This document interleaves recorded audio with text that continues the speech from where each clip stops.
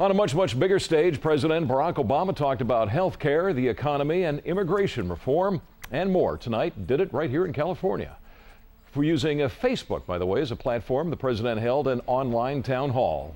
News 10's Nick Monticelli was invited, and he joins us now from Silicon Valley with a story tonight. Nick? Dale, there really is no larger stage than the internet, even though Twitter kind of helped those "Here we build, here we stay, and here we purple" campaigns. Let's be honest, Facebook is probably the most famous or most popular social media event there is, and is based, believe it or not, in this building behind me here in Palo Alto. President Obama used Facebook to speak to the masses today and answer some questions from a few of them. And again, all of it was done in really only ways Facebook can provide. Even though it's Facebook, no poking the president. Sorry, I'm kind of nervous. We have the President of the United States here. My name is Barack Obama, and I'm the guy who got Mark to wear a jacket and tie. It was witty and comical, but turned serious in a heartbeat. President Barack Obama on the world's largest stage with the average Joe able to directly ask him a question. So the next question is from someone watching Facebook Live. The conversation touched on almost everything: the economy, healthcare, immigration, gas prices, and of course the deficit. The president wants to reduce that deficit by $4 trillion over the next 10 years. About $2 trillion over 10 to 12 years is a reduction in spending.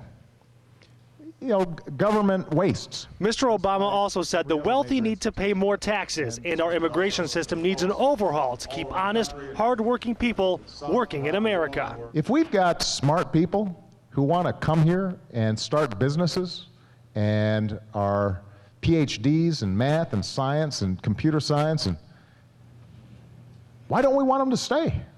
I mean, why would we want to send them someplace else? Yeah, Mr. Obama, we're wondering where you are. You snuck in the back door, okay? The protesters were in the front door. Not everyone was as happy to see the president, though.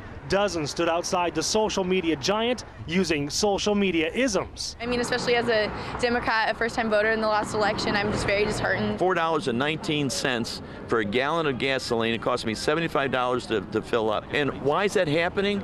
Because he has canceled the oil leases in the Gulf and has given $2 billion to the Brazilians. Come to the emergency Back room. inside, the president said he'd like his legacy to show success in math and science education, but he says it cannot be done without you and the power of social media. If politicians don't hear from you, then it probably won't happen. I can't do it by myself. Now, on the budget front, the president called the Republicans' idea courageous, not bold, and short-sighted. Now, believe it or not, the time has actually come where 2012 is the end of his first term. Many believe that today was the beginning of his re-election campaign. And Dale, also some interesting news. President Obama has 19 million likes on Facebook.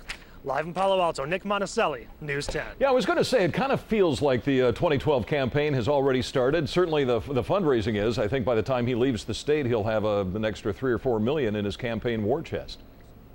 Now we'll just have to see if the Donald gets some kind of publicity on Twitter. Okay, well, it's true. First Facebook, then Twitter.